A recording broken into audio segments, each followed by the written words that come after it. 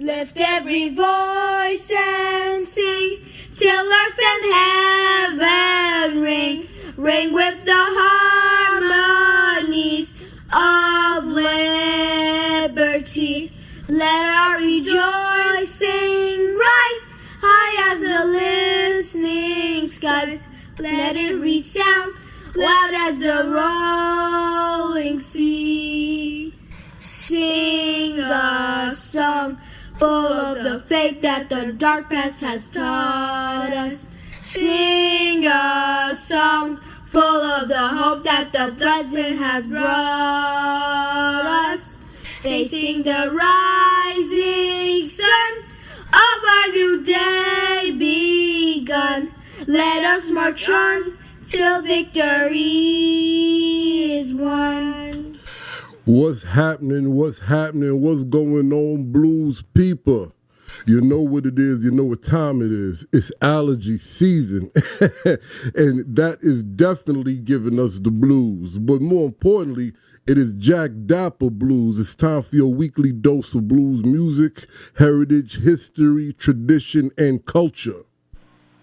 Now tonight, this is going to be a wonderful, magnificent celebration for the legendary and the legacy of Little Walter, right? So to honor him and discuss the foundation behind it, I have one of the board of directors for the foundation.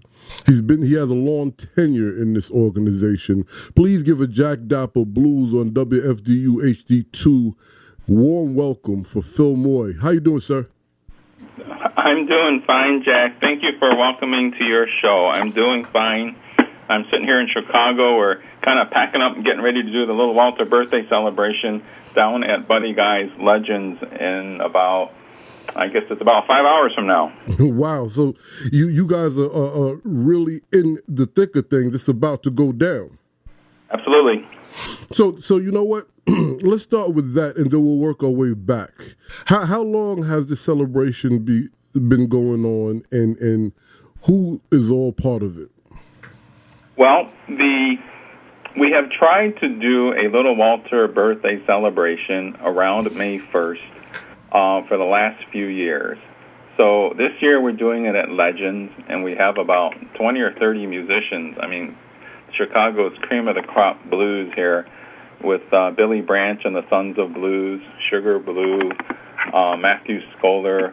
The list goes on. We can come back to that list of musicians.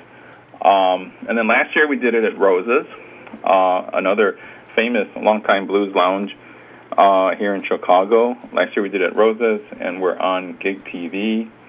The year before that, we did it at Legends. So we kind of like bop around the different blues clubs.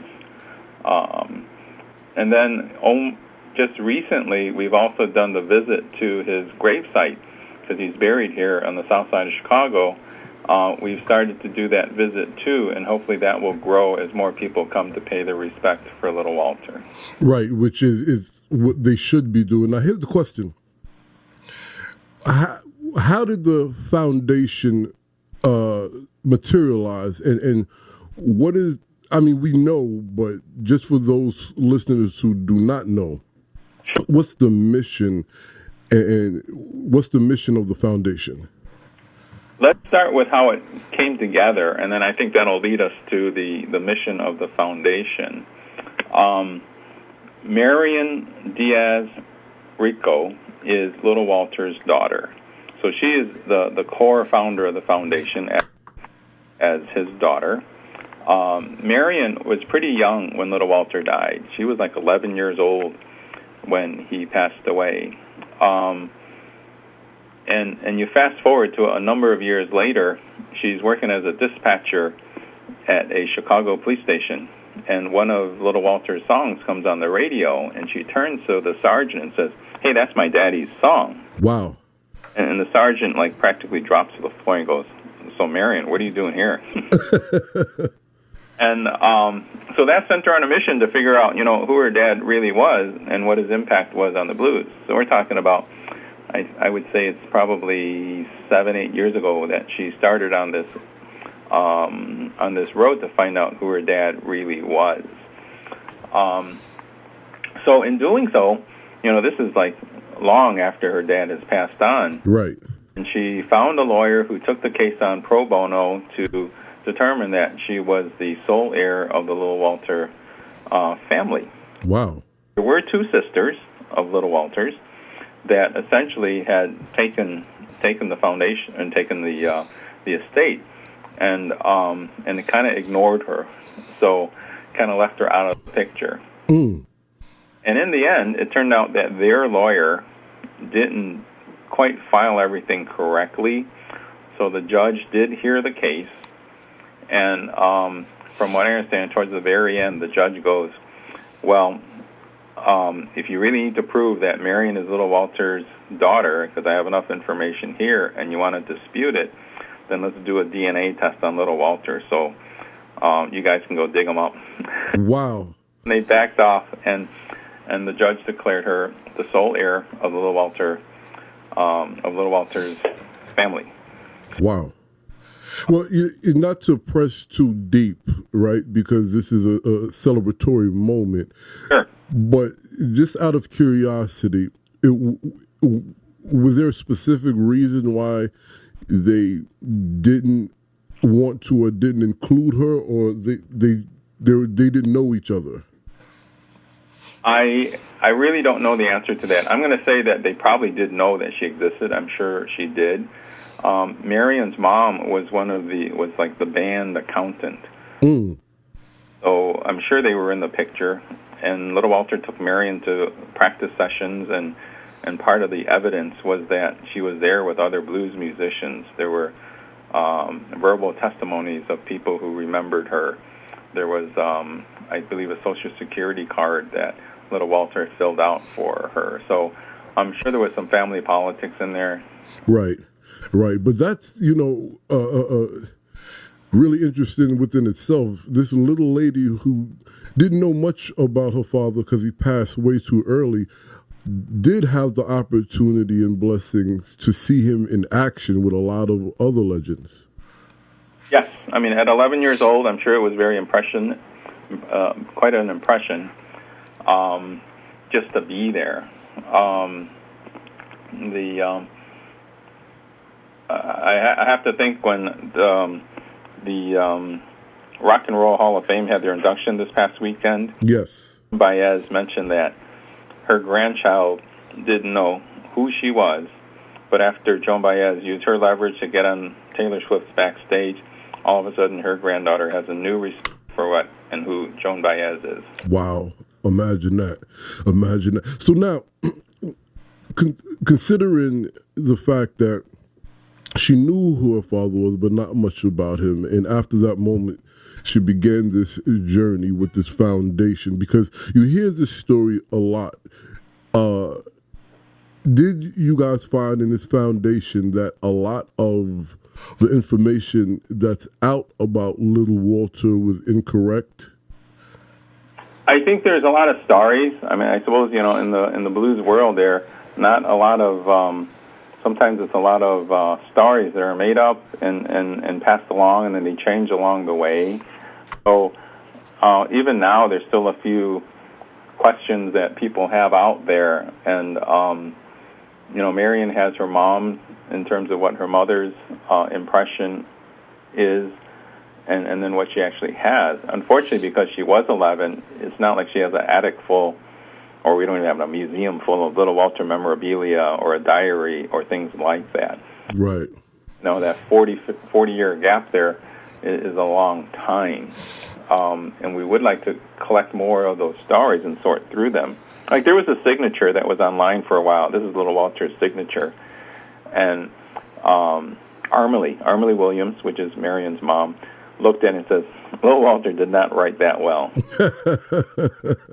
And he did not have great writing skills. And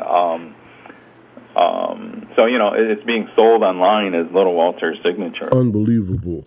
The vultures kill me. So now, we have how the story begins. So you're going to tie that into the actual mission. So then Marion went on a mission then to help preserve and extend her dad's music, the impact he had on his music, which is tremendous. Absolutely.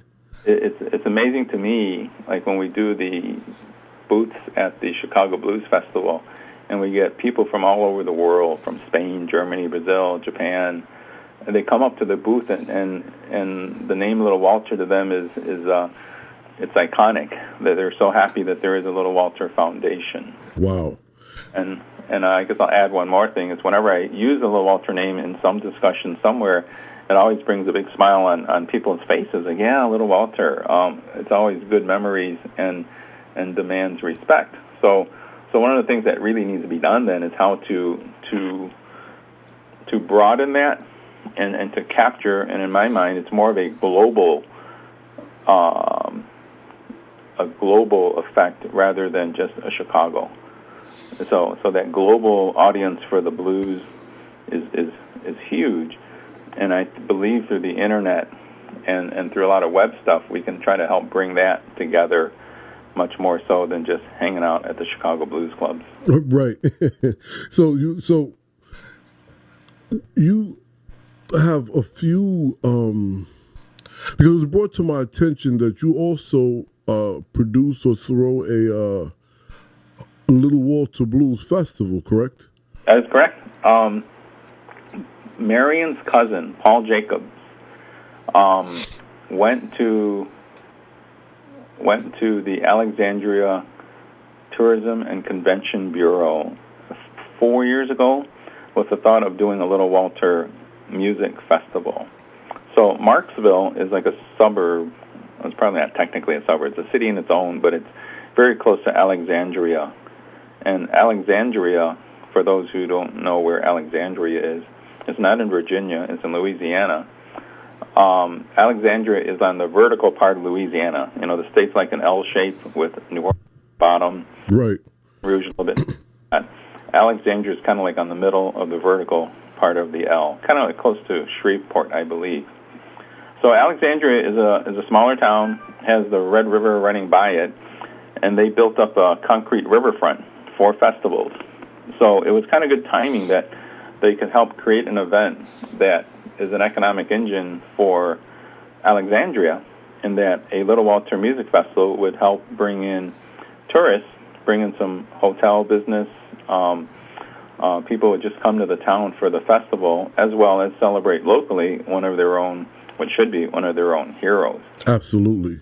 So we're on our 4th year for the Little Walter Music Festival in Alexandria. In fact, I invite your audience to come down because it's really 3 weeks away. And from New York, it's probably a 15-hour drive. Yes. I've done it a few times going to New Orleans. Sure. So it's B.B. King's hometown. Yeah, that's right. Indiana. I did that tour. I did that ride last year. It was a lot of fun. But come on down, and I suppose I shouldn't make an invitation that I don't know if I can deliver on it. But you know, if any of your listeners want to show up, mention the show, drop me an email, and I'll make sure they get a VIP seat at the concert. Are you guys paying attention to that? What you need to do is pay attention and have a pen and paper ready for when Phil gives his information out. I'd say go to the Little Walter Foundation site, littlewalterfoundation.org, littlewalterfoundation.org. I believe my email address is there. The festival information is there. It's Memorial Day weekend. There's things happening Friday and Saturday. Sundance Head, who is the winner of last year's Voice contest. And I believe he did At Last was one of his songs, if not his final song, to win the contest. He is the headliner this year, which puts the festival, I think, on another level. Absolutely. Now, okay, so you mentioned this competition. What does the competition entail? Mean the voice Oh, you talk about the voice. I thought you meant competition. in terms of your festival. So you literally mean the guy that won the voice is going to be performing at the festival. Correct. It's the I don't really know. It's the fat guy with the beard. Well, that sounds like a blues musician to me. I couldn't help it. Now, Blake Shelton was his coach. right. You know, he is country has a strong tie to blues, and you know, he did a great job. And the thought was to look for ways to take a festival, you know, upwards and onwards, and the exposure to the voice brings in a whole other set of networking connections that I think are useful. You know, when you do watch The Voice, when Pharrell Williams was on there, he was love of the blues and the Muddy Waters, Howling Wolf connection. When you get a contestant that is doing a blues song. Absolutely. You know, which is, you know, I have to say, just on a side note, off topic a bit, it's humorous to me because when a contestant or a popular musician does a song that's considered a blues song, the reason why it's funny to me or ironic is majority of pop music is blues influenced anyway. Absolutely. And even at the Rock and Roll Hall of Fame thing, you know, Chuck Berry passed away right 2 ago, and it was very nice of them to say that without Chuck Berry, this whole event, the thousands of people that were at this year's induction wouldn't be there if it wasn't for Chuck Berry taking essentially a blues world into the rock and roll world, and the rock and roll world just took off. Absolutely. So now, you know, besides Little Walter's tremendous contributions to African American culture in the music world, he was part of, as big as he is and was, he was part of a bigger whole, because Chess Records almost was like a launch pad of blues into pop culture. Are you guys working with any organizations that's based on Chess Records at all? Yes, we work very closely with the Blues Heaven Foundation, which of course is Willie Dixon's creation. Right. Willie Dixon worked for Chess Records, and probably one of the more successful musicians working with him, because he was able to get the licensing for the songs he wrote, which many of the blues players weren't able to do. Willie Dixon was able to springboard that to the point where years later he had the funding to buy out the original Chess Records studio on 2120 South Michigan. Wow. Which is, you know, one of the songs that the Rolling Stones put on their albums to celebrate the chess contribution. And with Jackie Dixon, who's Willie Dixon's daughter, we worked together on creating different events, and we've had a number of things at Blues Heaven Foundation, and we have a few more upcoming. We hope to do I like six things on my mind here to. No, that's quite all right. Take your time. It's great that there is that museum at 2120 South Michigan that it's kind of a focus point. There's a lot of people that come to Chicago and do try to visit the museum. Right. The foundations in Chicago, as all blues foundations, are always in some ways working hard for contributions and donations. And in many ways, a lot of us are working a little bit closer together so we can work together as a group. So, you know, the Howling Wolf Foundation, the right, Muddy Water, Blues Heaven Foundation, Coco Taylor, all these great names. But what I've found with my association with the Little Walter Foundation is that you really need a group of people.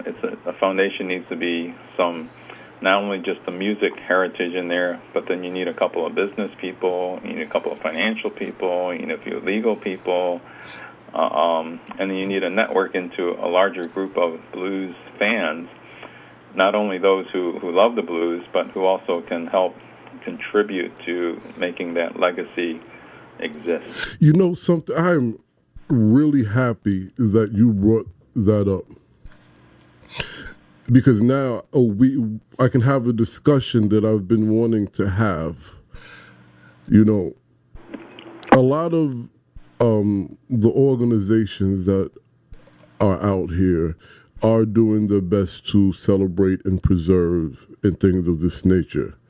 But one thing in preserving and celebration is all of these entities, all of these organizations are businesses, right? Yes, even if you're a nonprofit, you still are a business. Exactly. So now in the process of understanding what you just explained to help move things forward, as the organization, if an organization does its due diligence based on what you described, putting the pieces together that are necessary,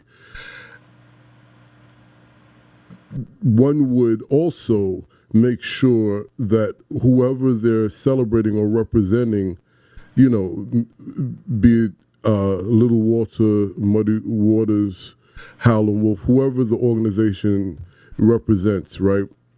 Does any of the funding go to the estate?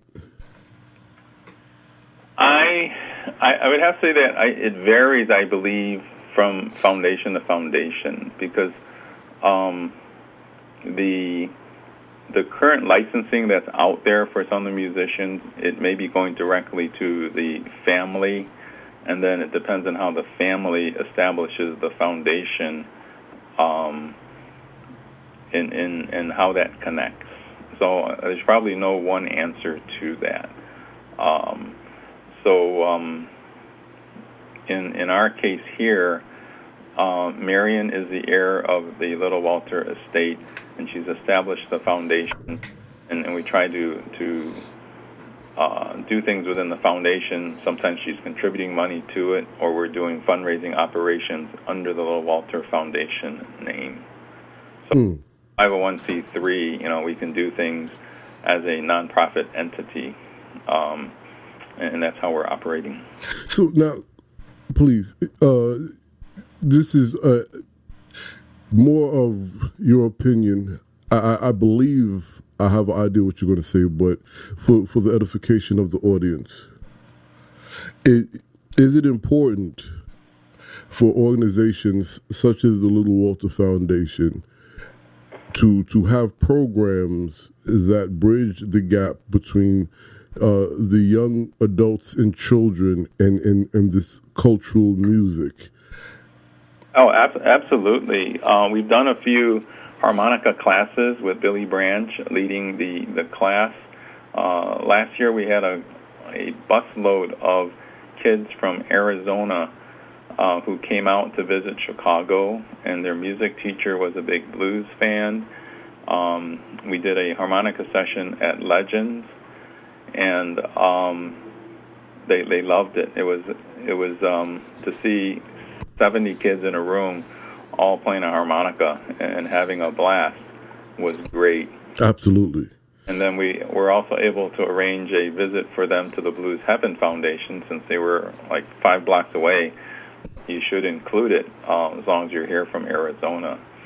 So getting the kids to understand what part the blues played in helping create rock and roll and hip hop and rap and all the other music that has developed out of it, I think is important.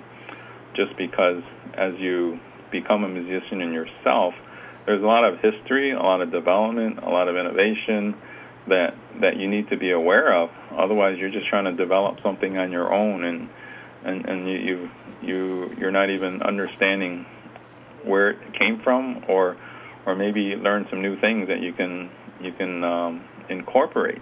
You know, Billy Branch tells me all the time, every time he hears Little Walter's juke, he goes like, "Oh, I didn't catch that."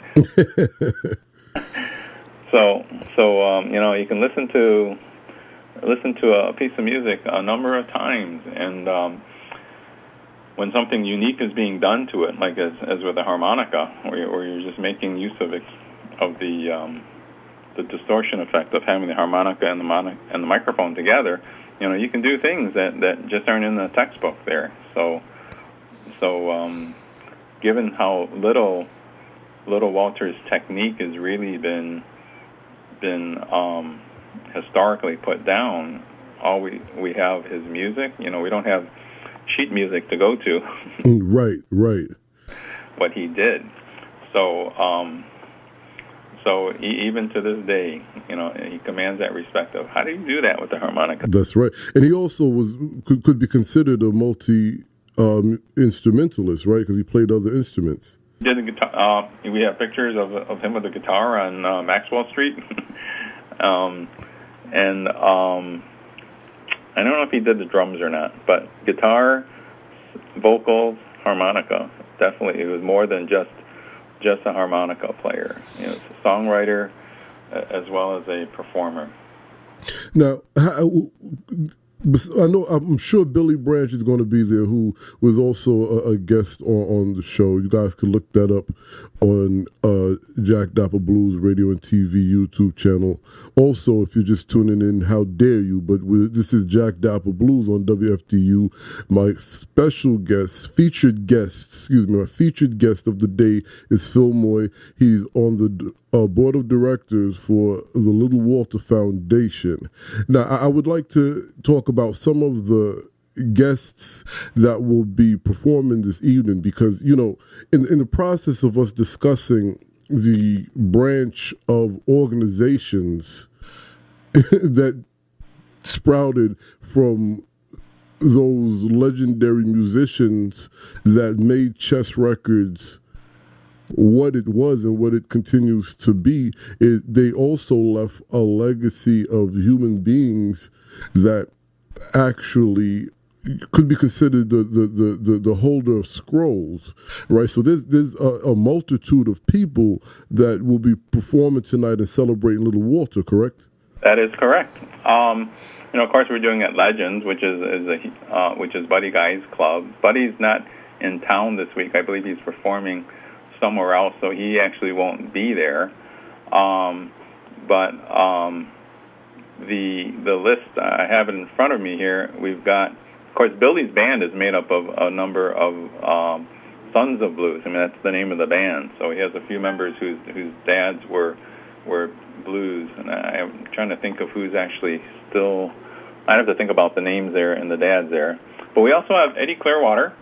We have Sugar Blue, Jimmy Johnson, Wayne Baker Brooks, Matthew Scholar, Peaches Staten, Ann Harris, Sharon Lewis, Dr. Root Music, Mary Lane, Lamont Harris, Mike Ledbetter, Dan Corelli, which is one of his Billy's band members, May Cohen, who's At Last is an awesome version of performance of At Last, Nellie Tiger Travis, Mike Wheeler, Jemiah Rogers, Mike Damani, Tomiko Dixon, Odie Payne, Clement Bashir, Carlos Johnson, who's a powerhouse himself.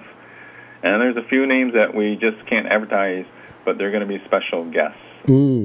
Okay. That's quite a few people that were inspired by this gentleman. There's a lot of blues standbys there that perform regularly at Kingston Mines, at Roses, at Legends, at the Blues Fest there. Mary Lane is an old name in the blues world there. Wayne Baker Brooks is his famous dad, Lonnie. Right. Recently. Tomiko Dixon is related to the Willie Dixon family. Odie Payne's dad was I believe, played with Little Walter. Wow. A blues player. Let me see here. Carlos Johnson, I've seen in performance. He's just awesome. Matthew Scholar is he's not African American. He's a white boy playing a harmonica and doing an awesome job. He's just like great on stage. Well, that's that's not far fetched. There's been some heavy white cats playing the harmonica blues for some time.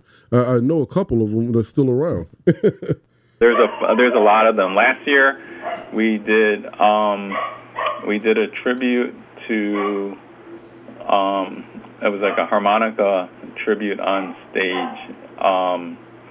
Billy Boy Arnold was honored, and there was a little Walter tribute album that was done a year ago. So we had a couple there.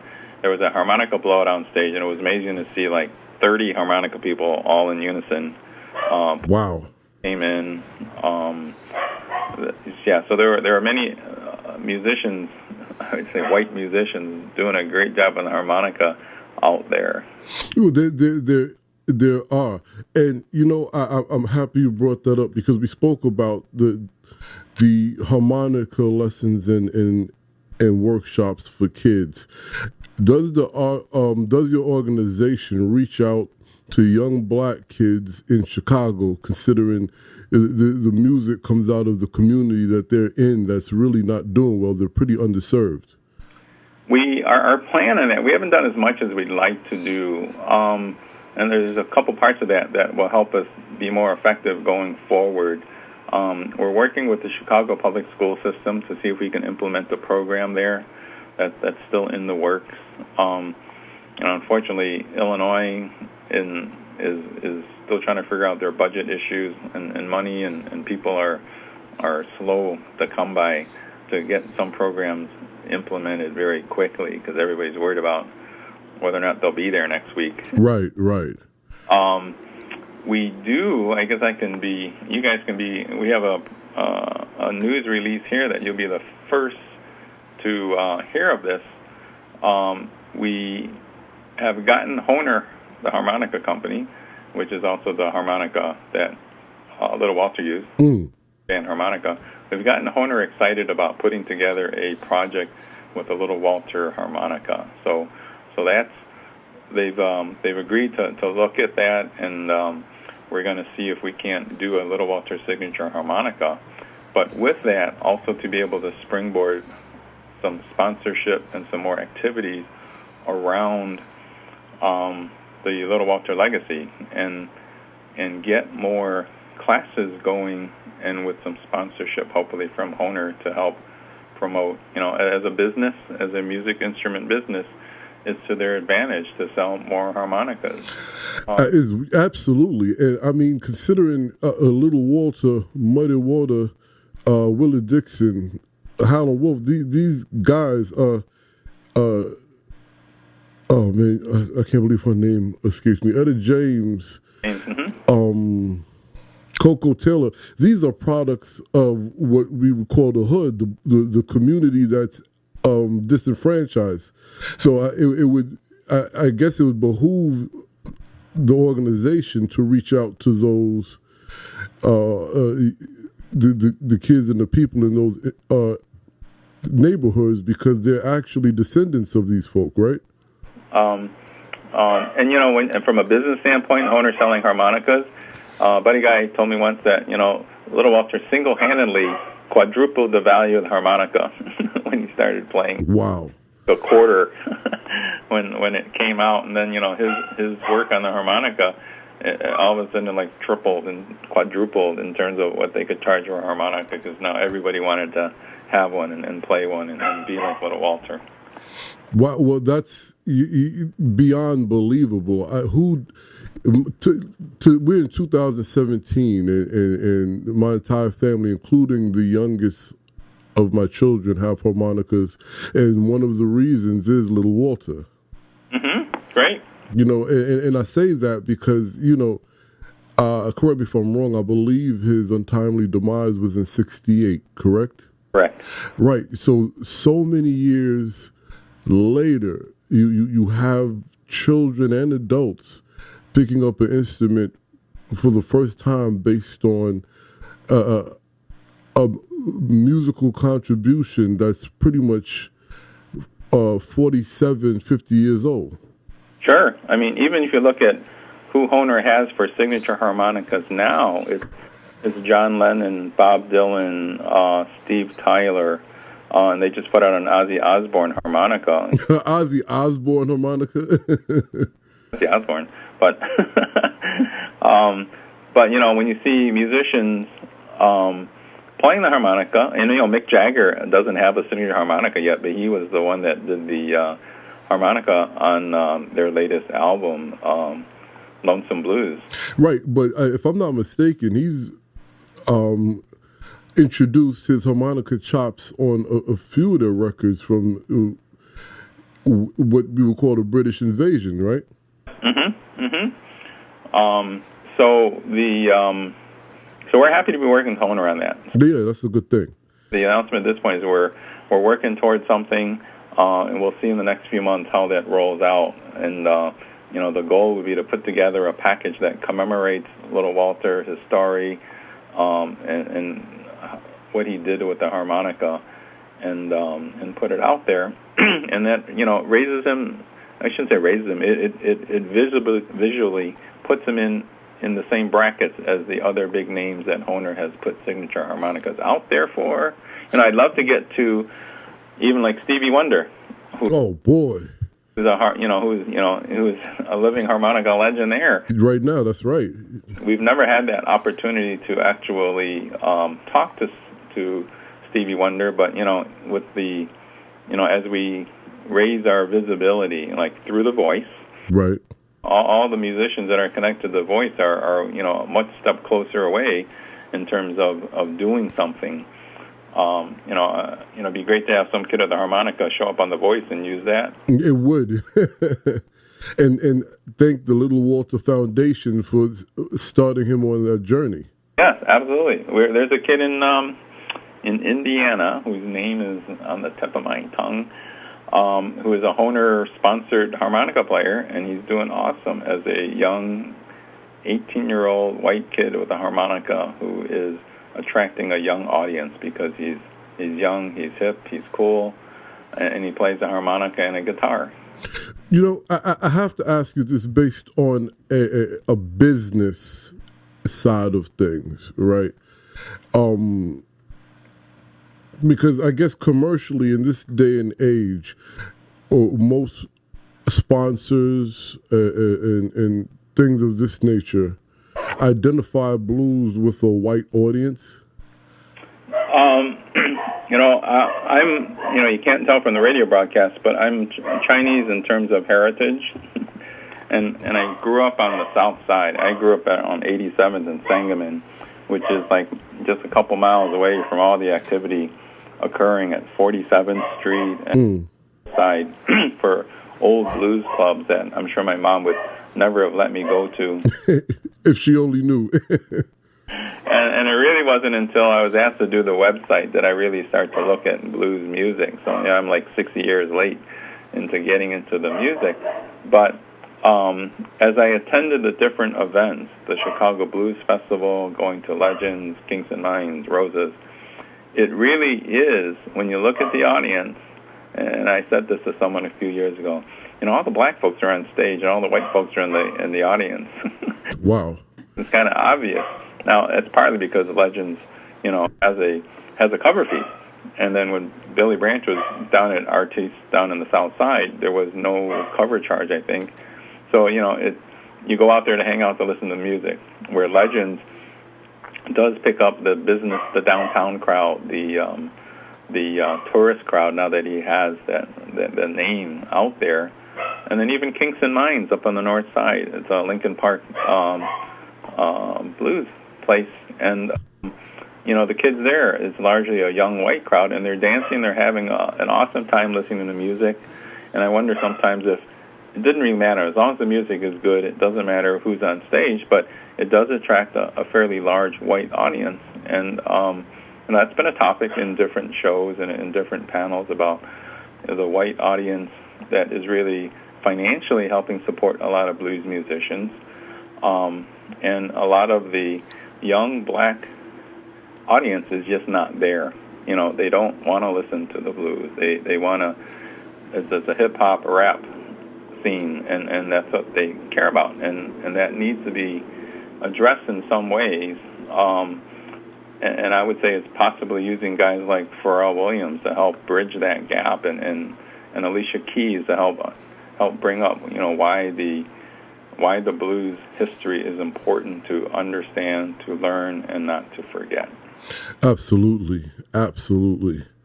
I really agree. And, you know, I was just and the reason why I asked was because you did mention on a couple of occasions that the specific musicians were white, and it's not just you. I speak to a lot of people on air and off, and it just seems to be, like you said, a topic of discussion. And how can we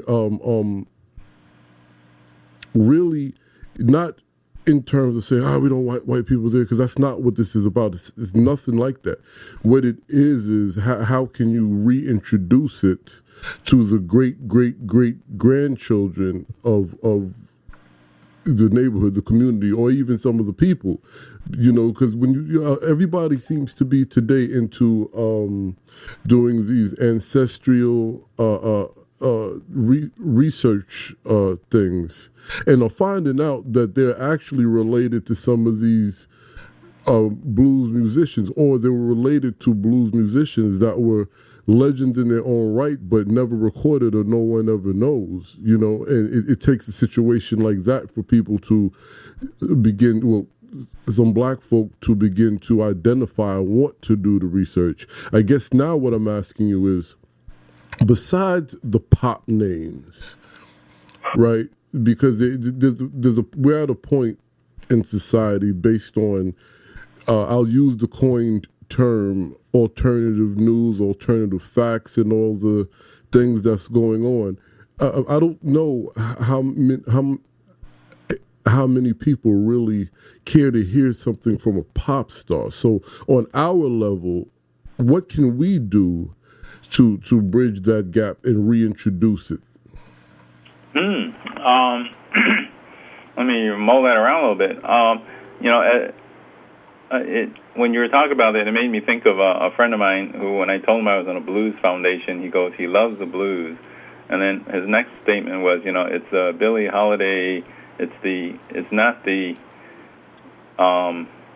blues, but it's not the Chicago electric blues. So I kind of learned that somewhere along the line, that blues itself has its different genres, where you have blues that, when it got plugged in, the electric guitar, when right, came up with a microphone, the keyboard is electric. That was a different world of blues that the Muddy Waters, Howlin' Wolf, Little Walter was able to springboard into its own genre in many ways, separate from Lady Sings the Blues. Right. I'm looking for a good answer to your question there. You know, as to help contribute to the blues, what's there now? You have a lot of aging musicians who are hitting their 70s and 80s. You know, every 2-3 months there we lose a famous blues name, because they're hitting that age range there. And as you know, a lot of the musicians aren't necessarily in the best of health. They're absolutely heavy. I mean, not to pick on them, but, you know, a lot of them are heavy. They don't have medical insurance. They have diabetes. They have many major issues that are partly related to not having the money to receive the medical help that they ought to be getting. The diet may not have been as fresh vegetables and more so. You know, there's a lot of heavier foods that are awesome, but not necessarily heart healthy. So we have those who are passing on very quickly. We have groups like us that try to keep the name and the music in front of people via festivals. You know, we do a Hyde Park Music Festival. We've had Billy there. We've had a blues blowout last year in Hyde Park. Help keeping it in front of everybody, I think, helps. But then to help the existing musicians make some money, make a living off of what they do. But it's not easy for them because in many ways the blues clubs want to book, it's kind of like a catch-22. The blues clubs want musicians that draw. And then if you're a little bit over the hill, it's past your prime, right, easy to get that booking. And as a result, it's like a catch-22. So does a musician go out and hire an agent? And if the agent has a hard time booking, he's going to go spend his time booking the acts that get booked. He's not going to spend as much time on you because it's too hard. It takes too much effort to get you a gig. Right. So it's not a disrespect or a lack of love or commitment. You're spending a lot of time and turning a lot of wheels and not getting paid for that time. Sure. And for those who truly love the blues and are dedicated and spend time and volunteer to help the musicians and help keep that music out there, as a business, it's not as clear cut. It's you still have to find ways to raise revenue. The places that have the facilities still need to make their money to cover their nut. I'd say the truly successful ones are in the minority than the majority. Right. Well, let me ask you this, because we're going to wrap up momentarily. I know you and I spoke about it briefly off air. It just popped into my mind, so I want to make sure we get that statement out before I forget.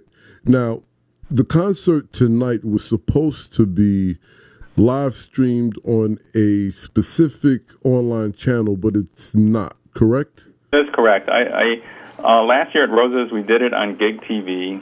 There's the two clubs, Roses and Legends, have the Gig TV set up with the video cameras and the live feed out. And apparently that organization has gone defunct, Gig TV. So that's not going to occur. I talked to Garland Floyd, which, by the way, I want to give a thank you to Garland for helping set this up. Absolutely. We're going to try to do a live Facebook with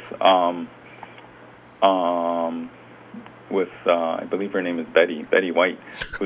Okay. Facebook, since she'll be there. So we're going to try to do that for a part of it. We actually have to talk to Legends.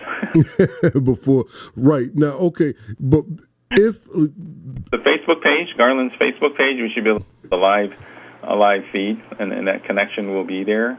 That's one of those new technologies that are out there. They're going to help bring people together. So I would say that to help join that Little Walter birthday celebration later this evening, check in on Garland's Facebook pages, or you can tell your audience there which the Facebook links that you have there, and we'll try to post it there, and to do something for your audience to connect to Chicago.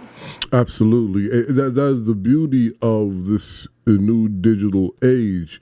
If you can't get to Chicago, you still can get to the show. Now, I would like to ask you, because I didn't get an opportunity to go into more of your role in organizations such as this. You were able to bring up a couple of things that I wanted to speak about that I thought was important.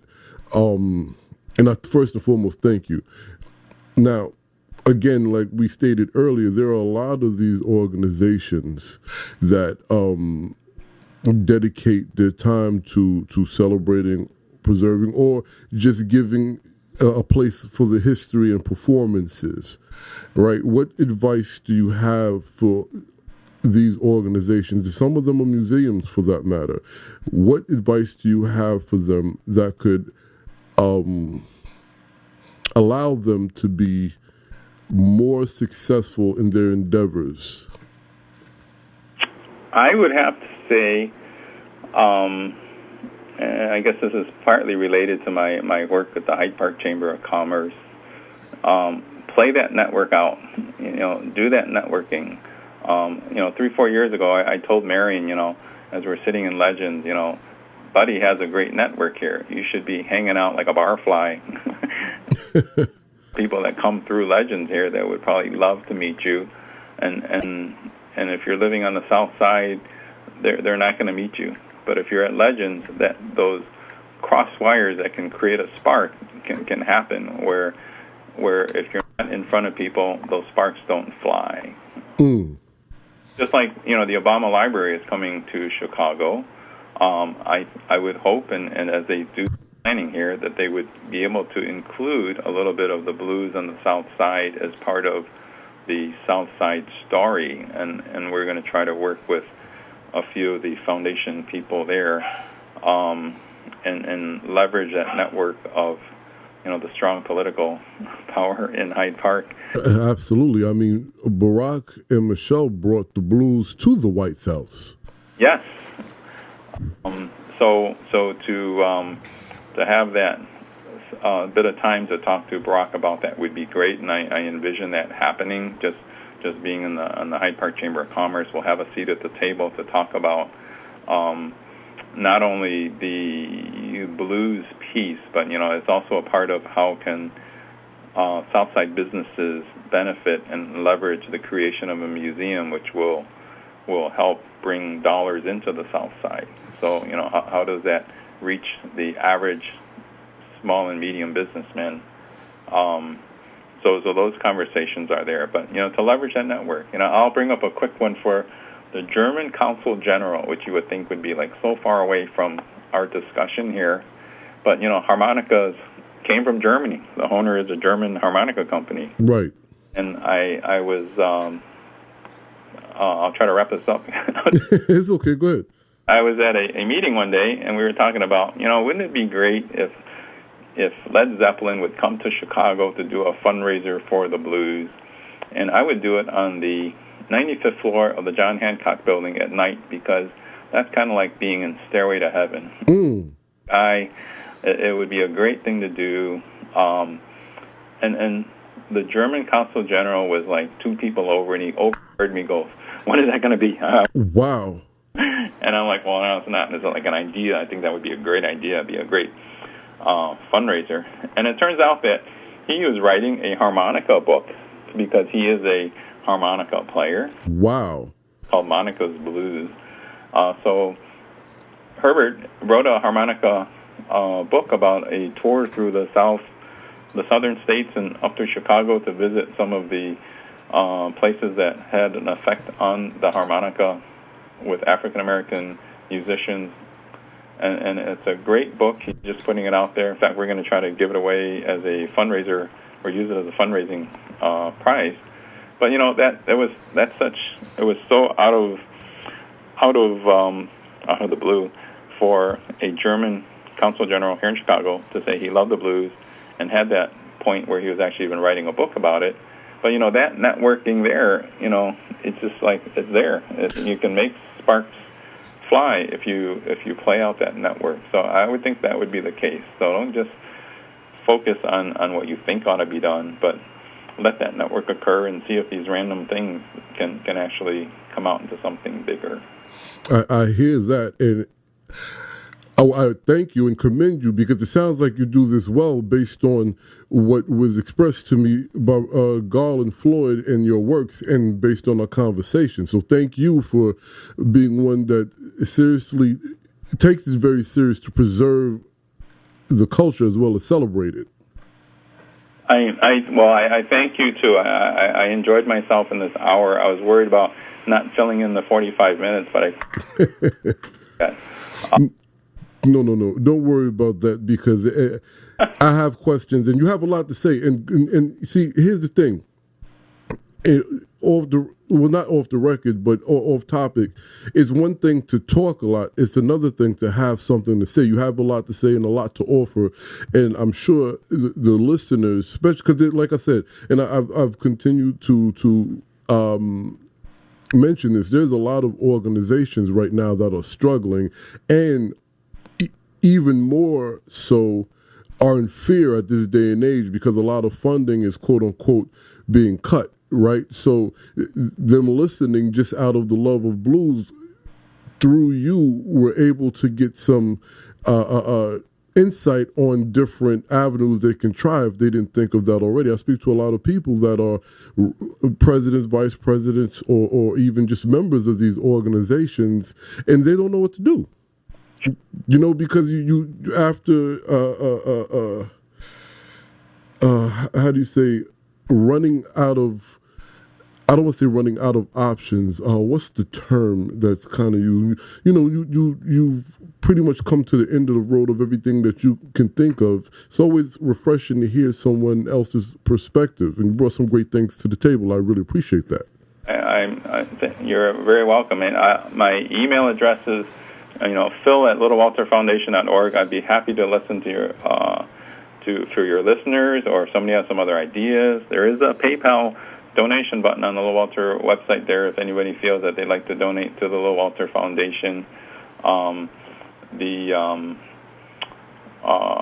We'll put that money to use in helping, extend the Little Walter legacy. It's I'm hoping that we, like in this case here, it's a networking issue that maybe we can reach out and make a few wires cross that can create a spark that goes further. So absolutely. I hope you guys are listening.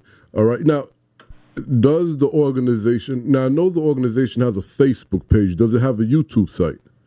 I mean, a YouTube handle? List of things to do in terms of a YouTube site. I think that since you mentioned that, I would love to be able to get a lot of people who want to send in their rendition of a Little Walter tune and be able to put that together on YouTube and let people listen to what other musicians are doing, and it doesn't have to be pro level. It's just I've often told Marion that people want to get on stage and they're proud of what they've done, no matter how good or how bad it is. They practice on it, they worked on it. Let people express themselves and celebrate, what they've learned from Little Walter and put it into their music. So YouTube would be a great venue for doing that. So, yeah, that is on the list there, a Little Walter YouTube channel. Absolutely. Well, thank you, Phil. I definitely want to have you back.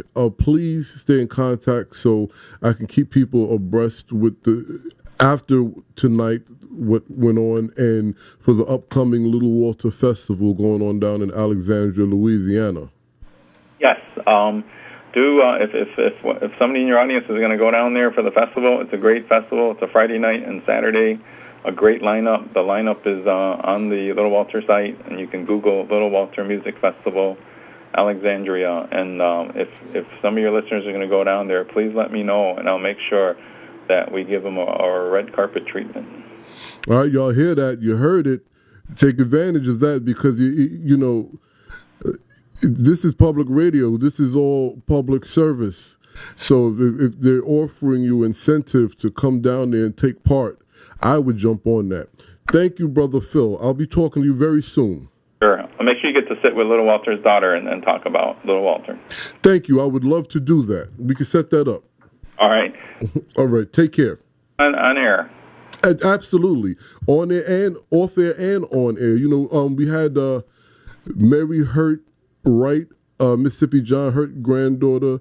We had P.D. Wheatstraw's great nephew. And to have Little Walter's daughter, correct? Yep. That will be, wow, we actually had Bill Morganfield and Mud Morganfield. Absolutely. Please set that up if you can. We would love to have her. All right, let's do that. All right. Thank you, sir. Thank you. Have a great day. You too. Bye. Bye. Guys, that's what it's all about. That's what it's all about. If you have any further questions, in regards to your organization or in regards to the upcoming events. Now, tonight, check Garland Floyd's page or check out the Blues debate and discussion page, and possibly my page, because I'm sure Garland is going to post the link there as well. And you get to see this concert tonight of great musicians celebrating Little Walter and his contributions to music as a whole, as well as his contributions to the African American diaspora. That's the end of this segment, not the end of this show. That was a great segment. You know it's going up on YouTube. After the station ID, I'm coming back with some Little Walter. You know what's going on here.